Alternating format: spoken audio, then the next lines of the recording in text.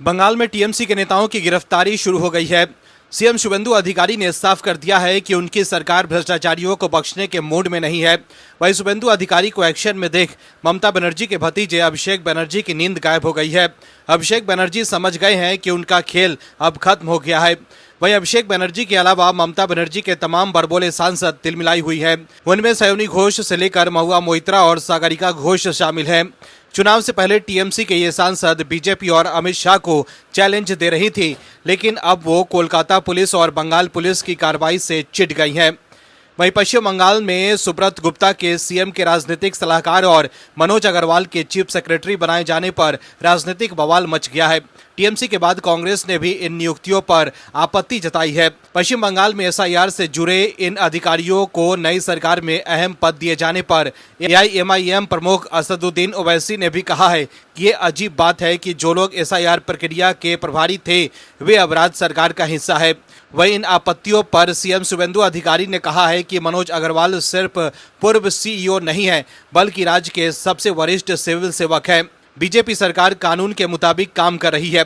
दर्शकों, बंगाल में बीजेपी की प्रचंड जीत के बाद शुवेंदु अधिकारी ने 9 मई को राज्य के मुख्यमंत्री के तौर पर शपथ ली थी। इसके बाद उन्होंने रविवार को काम करना शुरू कर दिया था। वहीं घुसपैठ पर फुल स्टॉप लगाने के लिए सीएम शुवेंदु की कैबिनेट ने सीमा पर बाड़ लगाने के लिए बीएसएफ को जमीन ट्रांसफर करने की प्रक्रिया शुरू कर दी है। इसके बाद घुसपैठियों में खलबली मच गई है। वहीं बांग्लादेश भी इस फैसले से तिलमिला गया है। बांग्लादेश ने कहा है कि वो कटीले तारों से नहीं डरता। वहीं तमिलनाडु के पूर्व मुख्यमंत्री एमके स्टालिन के बेटे उदयनिधि स्टालिन ने तमिलनाडु विधानसभा में सीएम सी जोसेफ विजय की मौजूदगी में सनातन धर्म को मिटाने का अपना मंसूबा फिर से दोहराया। तमिलनाडु में मिली करारी हार के बाद भी डीएमके का राजनीतिक अहंकार कम होने का नाम नहीं ले रहा है। तमिलनाडु के नवनिर्वाचित मुख्यमंत्री सी जोसेफ विजय की मौजूदगी में मंगलवार को विधानसभा को संबोधित करते हुए उदयनिधि स्टालिन ने कहा कि सनातन जिसने लोगों को बांटा है उसका नाश होना चाहिए।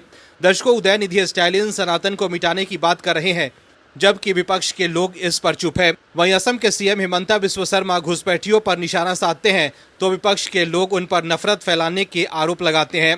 राहुल गांधी भी तिलमिला जाते हैं, लेकिन उदयनिधि स्टालिन के बयान पर राहुल गांधी समेत तमाम विपक्षी नेता चुप्पी साधे हुए हैं। लेकिन आप दर्शक अगर सनातन के समर्थन में हैं तो यस और सनातन जिंदाबाद जरूर लिखें, ताकि उदयनिधि और विपक्ष को साफ संदेश जाए कि देश के लोग उनके मंसूबों को साकार होने नहीं देंगे।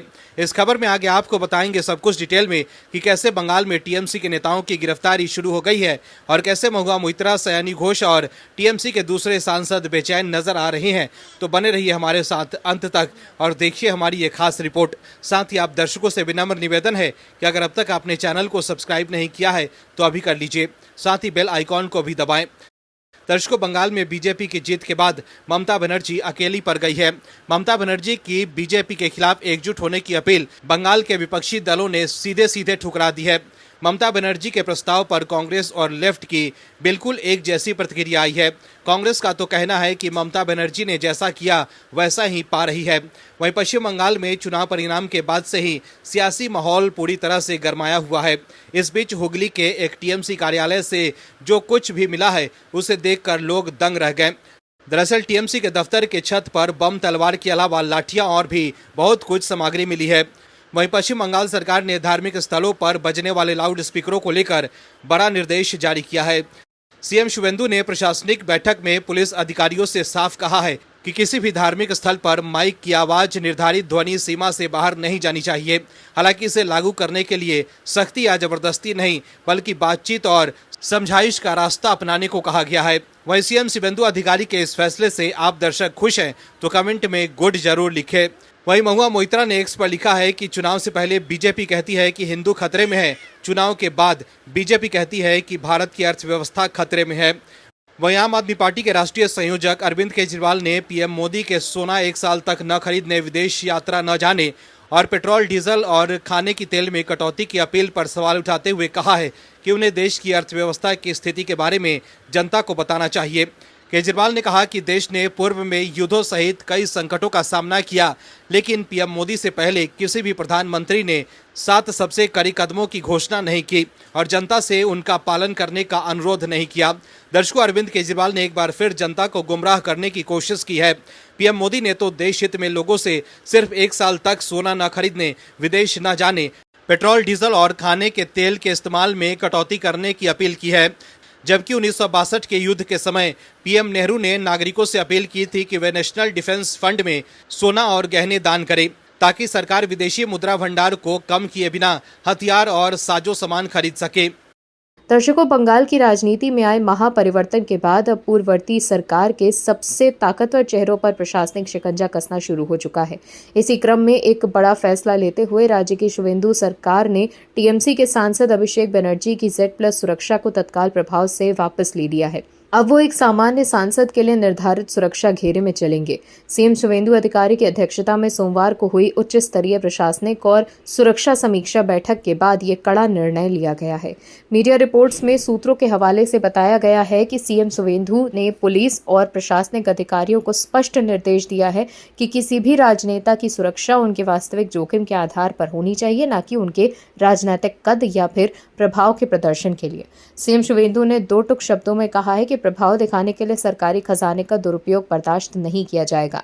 शुवेंदु को एक्शन में देखकर अभिषेक बनर्जी तिलमिला गए हैं। ममता बनर्जी के भतीजे अभिषेक बनर्जी ने इस बार अपना सोशल मीडिया अकाउंट एक्स पर उन्होंने बीजेपी सरकार की कार्यप्रणाली पर सवाल उठाए। अभिषेक ने टीएमसी के 2 कार्यकर्ताओं की हत्या के बीजेपी को कसूरवार ठहराया। उन्होंने कहा कि टीएमसी कार्यकर्ताओं की हत्या पर बीजेपी चुप्पी साधे हुए है। बीजेपी नेता जश्न मनाने में व्यस्त हैं। एक्स पर किए गए अपने पोस्ट में अभिषेक बनर्जी ने पुलिस, कोर्ट, बीजेपी नेता, प्रधानमंत्री और गृह मंत्री पर भी सवाल उठाया। उन्होंने लिखा है कि पुलिस निष्क्रिय, अदालतें मूक, दर्शक, बीजेपी नेता जश्न मनाने में व्यस्त हैं। प्रधानमंत्री अपनी अगली विदेश यात्रा की योजना बनाने में व्यस्त, गृह मंत्री पूरी तरह से नदारद। वहीं दूसरी तरफ पश्चिम बंगाल में बीजेपी की सरकार बनने के बाद टीएमसी पर एक्शन शुरू हो गया। इसमें सबसे पहले ममता सरकार में दमकल मंत्री रहे सुजीत बोस पर नकेल कसी गई। ईडी ने बोस को नगर निगम भर्ती घोटाले में 10 घंटे की पूछताछ के बाद गिरफ्तार किया। जांच एजेंसी के मुताबिक बोस ने साउथ दमकम नगर पालिका में विभिन्न पदों पर भर्ती के लिए 150 उम्मीदवारों की सिफारिश की थी और इसके बदले कई फ्लैट और पैसे लिए थे। इसके अलावा ईडी को सुजीत बोस के बैंक खाते में भारी मात्रा में नकद जमा होने के लिए भी मजबूती मिली है। सोमवार को पूछताछ के बाद सुजीत बोस का फोन भी जब्त कर लिया गया। सुजीत बोस के बयानों में उन पर लगे आरोप सिद्ध हो गए। इसके बाद रात 9:15 पर सुजीत बोस को गिरफ्तार किया गया। ईडी की जांच में सामने आया कि तत्कालीन चेयरमैन पांचू रॉ और साथ ही सुजीत बोस के निर्देश पर अयानशील की एजेंसी की मदद से OMR शीट के नंबर बदले गए थे। यहां तक कि जिन उम्मीदवारों को इंटरव्यू में 0 अंक मिले थे, उन्हें भी सुजीत बोस और पांचू राय के कहने पर पक्की नौकरी दिलाई गई। इस मामले में पांचू राय के खिलाफ सीबीआई पहले ही चार्जशीट पेश कर चुकी है। वहीं इससे पहले बंगाल चुनाव के दौरान भी ईडी ने सुजीत बोस को समन किया था और उससे पहले 10 अक्टूबर को ईडी ने बोस और उनके बेटे के दफ्तर, रेस्टोरेंट, कारोबारियों के ठिकाने पर छापेमारी की थी। बीजेपी की सरकार बनने के साथ ही पहले अमित शाह और फिर सीएम शुवेंदु अधिकारी ने साफ कर दिया है कि उनकी सरकार भ्रष्टाचार को लेकर 0 टॉलरेंस की नीति अपनाएगी। ऐसे में साफ है कि टीएमसी के दूसरे नेताओं की भी फाइलें खुल सकती हैं, जिसमें अभिषेक बनर्जी सबसे ऊपर है। 4 मई को बीजेपी की प्रचंड जीत के साथ ही मुख्य सचिव ने सरकारी कार्यालयों से कोई भी दस्तावेज या फाइल हटाने, नष्ट करने या कॉपी करने पर सख्त रोक लगा दी थी, जिसके बाद टीएमसी के नेताओं को सबूत मिटाने का वक्त ही नहीं मिला और तभी से ये साफ हो गया है कि बीजेपी की सरकार बंगाल में भ्रष्टाचार के खिलाफ सख्त कार्रवाई करेगी। वही टीएमसी को ढहाने के पीछे भी इन्हीं नेताओं का हाथ है। इनमें से एक है सयोनी घोष। एक्ट्रेस से पॉलिटिशियन बनी सयोनी घोष ने इन चुनाव में खुद को टीएमसी की फायर ब्रांड नेता के तौर पर पेश किया, लेकिन वो निकली पनौती। वो जिन जिन क्षेत्रों में चुनाव करने पहुंची थी, उनमें से ज्यादातर सीटों पर टीएमसी को करारी हार मिली। सयोनी घोष का बंगाली भाषा में गुनगुनाया गया वो गीत खूब बिका, जिसके हिंदी बोल हैं, मेरे दिल में काबा और आंखों में मदीना। इन्हीं गाने पर लिबरल गैंग ने सयोनी घोष के कसीदे पढ़े थे, लेकिन अब ममता बनर्जी ने संकेत दिया है कि टीएमसी के इन नेताओं के भरोसे वो पार्टी को आगे नहीं ले जाएंगे। दरअसल पार्टी में अभिषेक बनर्जी के दखल के बाद सयोनी घोष, महुआ मोइत्रा और दूसरे नए और युवा नेताओं का बोलबाला बढ़ने लगा था। लेकिन अब ममता बनर्जी ने साफ कर दिया है कि पार्टी के पुराने और वरिष्ठ नेता ही पार्टी को लीड करेंगे। हालांकि हार के बाद सयोनी घोष जैसे नेता तिलमिलाए हुए हैं। वहीं अभिषेक बनर्जी और सयोनी घोष के आरोपों पर बीजेपी ने करारा पलटवार किया है। दरअसल सयोनी घोष ने एक्स पर लिखा है कि बंगाल के जिले चुनाव के बाद हुई हिंसा की आग में अब भी जल रही है। सरकार या सत्ताधारी दल की ओर से ना कोई पूछताछ, ना कोई आयोग और ना ही कोई जांच। वे शांति का उपदेश देते हैं पर हिंसा करते हैं। वहीं बीजेपी नेता और मंत्री दिलीप घोष ने न्यूज एजेंसी से बातचीत के दौरान अभिषेक बनर्जी और टीएमसी के नेताओं के बयानों पर करारा जवाब दिया है। दिलीप घोष ने कहा कि जब वे जीत रहे थे तब सब ठीक था, ईवीएम ठीक थी और चुनाव आयोग ठीक था। अब जब हार गए हैं तो कह रहे हैं कि मैनिपुलेशन हुआ है। समाज ऐसे लोगों को बर्दाश्त नहीं करेगा। दिलीप घोष ने कहा कि महिलाओं की सुरक्षा के लिए सब कुछ लागू किया जाएगा। बंगाल में जो भी घटनाएं हुई है वे भविष्य में दोबारा नहीं होनी चाहिए। हम इस पर जीरो टॉलरेंस अप्रोच के साथ काम करेंगे। आपको बता दें कि टीएमसी सांसद अभिषेक बनर्जी ने बीते दिनों एक्स पर पोस्ट में लिखा था कि टीएमसी प्रमुख ममता बनर्जी के मार्गदर्शन में लोकतंत्र, संवैधानिक मूल्यों और लोगों के अधिकारों के लिए हमारी लड़ाई जारी रहेगी। उन्होंने लिखा कि हमने एक बेहद मुश्किल चुनाव लड़ा जिसमें कथित तौर पर लगभग 30 लाख असली वोटरों को वोटर लिस्ट से बाहर कर दिया गया। इस पूरी प्रक्रिया के दौरान हमने देखा कि कई सरकारी एजेंसियों और भारत के चुनाव आयोग का रवैया कितना पक्षपातपूर्ण रहा था। इसके अलावा टीएमसी सांसद सयोनी घोष ने भी चुनाव में धांधली के आरोप लगाए थे। हालांकि अब बंगाल में बीजेपी की सरकार देख टीएमसी के नेता तिलमिलाए हुए हैं और अफवाह फैला रही हैं। हालांकि अफवाह फैलाने वाले टीएमसी नेता पर कोलकाता पुलिस कार्रवाई कर रही है। सोशल मीडिया प्लेटफॉर्म एक्स ने सागरिका घोष की एक पोस्ट को हटाने को लेकर उन्हें नोटिस भेजा है। ये कार्रवाई कोलकाता पुलिस के अनुरोध पर की गई है। वहीं फ्लाइट में लोग महुआ मोइत्रा का विरोध कर रहे हैं। वहीं टीएमसी से निलंबित रिजू दत्ता ने बंगाल के नए मुख्यमंत्री शुभेंदु अधिकारी की चुनाव के बाद हिंसा पर काबू पाने के लिए उनकी तारीफ की है। एएनआई से बातचीत में रिजू दत्ता ने कहा है कि शुभेंदु अधिकारी को मुख्यमंत्री बने केवल 2 दिन हुए हैं, लेकिन इन 2 दिनों में ही उन्होंने टीएमसी के कम से कम 5000 कार्यकर्ताओं की जान बचाई है। 6 मई 2026 को उनके पीए को गोली मार दी गई थी। अगर शुभेंदु अधिकारी ने बंगाल में बदला लेने की बात कही होती तो उस रात बंगाल में 5000 टीएमसी कार्यकर्ता मारे गए होते। तो देखा आपने कैसे टीएमसी में रहे बड़े नेता अब शुभेंदु अधिकारी की तारीफ कर रहे हैं। वहीं पश्चिम बंगाल में शुभेंदु सरकार बनने के बाद विधानसभा में टीएमसी की लीडरशिप में बड़े बदलाव देखने को मिले हैं। टीएमसी का नेतृत्व ऐसे नेताओं से भरा है जिन्हें ममता बनर्जी के करीबी माना जाता है। वहीं उनके भतीजे और दूसरे नंबर के नेता अभिषेक बनर्जी के करीबी माने जाने वाले नेताओं को इनमें कोई जगह नहीं मिली है, उन्हें साइडलाइन कर दिया गया है। दरअसल टीएमसी की ओर से शोभन देव चट्टोपाध्याय को नेता प्रतिपक्ष, असीमा पात्रा और नैना बंदोपाध्याय को उप नेता प्रतिपक्ष और कोलकाता के मेयर फिरहाद हकीम को मुख्य सचेतक नियुक्त किया गया है। ये सभी ममता बनर्जी के करीबी माने जाते हैं। ऐसे में साफ है कि अब सयोनी घोष जैसे बड़बोले नेताओं के लिए पार्टी में ज्यादा जगह नहीं बचेगी। मिडिल ईस्ट की जंग भारत के घरों तक पहुंच चुकी है। पीएम मोदी ने 24 घंटे में दूसरी बार लोगों से तेल बचाने की अपील की। पीएम मोदी ने कहा कि स्कूल ऑनलाइन हो, ऑफिस वर्क फ्रॉम होम हो, ताकि पेट्रोल डीजल की खपत को कम किया जा सके। तेल के साथ साथ लोगों से 1 साल तक सोना न खरीदने की अपील की गई है। जंग के बीच सोने के आयात पर भारत का बहुत बड़ा पैसा विदेश जाता है, लेकिन पीएम मोदी की इस अपील पर राहुल गांधी ने कहा कि ये उपदेश नहीं बल्कि ये नाकामी के सबूत हैं। लेकिन किसी प्रधानमंत्री द्वारा की गई ये अपील नई नहीं है। भारत के इतिहास में संकट के समय प्रधानमंत्रियों ने बार बार राष्ट्रहित में व्यक्तिगत त्याग की पुकार की है। सन 1962 में भारत चीन युद्ध के दौरान देश के पहले प्रधानमंत्री पंडित जवाहरलाल नेहरू ने देशवासियों से अपना सोना दान करने को कहा था। 1962 के युद्ध के समय भी पीएम नेहरू ने नागरिकों से अपील की थी कि वो नेशनल डिफेंस फंड में सोना और गहने दान करें ताकि सरकार विदेशी मुद्रा भंडार को कम किए बिना हथियार और साजो सामान खरीद सके। इसके साथ ही 1965 के भारत पाकिस्तान युद्ध के दौरान प्रधानमंत्री लाल बहादुर शास्त्री ने ही ऐसी ऐतिहासिक अपील की थी।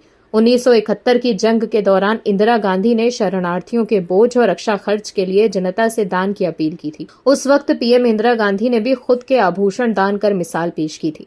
वहीं अब नेहरू की सोना दान करने की अपील को लेकर बीजेपी ने राहुल गांधी पर निशाना साधा। वहीं केंद्रीय मंत्री गिरिराज सिंह ने राहुल गांधी पर पूछा कि क्या देश के पहले प्रधानमंत्री जवाहरलाल नेहरू को 1962 में चीन के साथ युद्ध के दौरान असफल माना जाना चाहिए? क्योंकि उस समय उन्होंने देशवासियों से सोना दान करने की अपील की थी। वहीं बीजेपी आरटी सेल के प्रमुख अमित मालवीय ने एक्स पर लिखा है कि राहुल गांधी और कांग्रेस की मितव्ययिता या आर्थिक संयम पर भाषण देने की जरूरत नहीं है। उन्हें बस सोनिया गांधी, जो उस समय संवैधानिक एनएसी की अध्यक्ष थी, पी चिदम्बरम, वीरप्पा मोइली और यूपीए के बाकी गुट को याद दिलाना है कि कैसे भारत को सोने की खरीद पर पाबंदियों और ईंधन की कीमतों पर मनमाने नियंत्रणों की ओर धकेला गया था। ऐसा किसी वैश्विक ब्लैक स्वान घटना के कारण नहीं, बल्कि पूरी तरह से आर्थिक कुप्रबंधन के कारण हुआ था। यहाँ 30 अगस्त 2013 को तत्कालीन प्रधानमंत्री मनमोहन सिंह का अपना बयान है, हमें सोने की अपनी चाहत कम करने और पेट्रोलियम उत्पादों के इस्तेमाल में किफायत बरतने की जरूरत है। आज कांग्रेस वैश्विक अस्थिरता, आपूर्ति श्रृंखला में रुकावटों और युद्ध जनित महंगाई के दौर में जिम्मेदार उपभोग की अपीलों का मजाक उड़ाती है, लेकिन यूपीए शासन के दौरान भारतीयों को पाबंदियों और आर्थिक संकट का सामना करना पड़ा था, क्योंकि वर्षों की नीतिगत जटिलता, साथ ही भ्रष्टाचार और मनमाने शासन के बाद सरकार के पास कोई विकल्प ही नहीं बचा था। तो देखा आपने कैसे बीजेपी ने पलटवार कर राहुल गांधी को घेर लिया है। Bureau report, OMH news. आप दर्शकों से विनम्र निवेदन है कि चैनल को सब्सक्राइब जरूर करें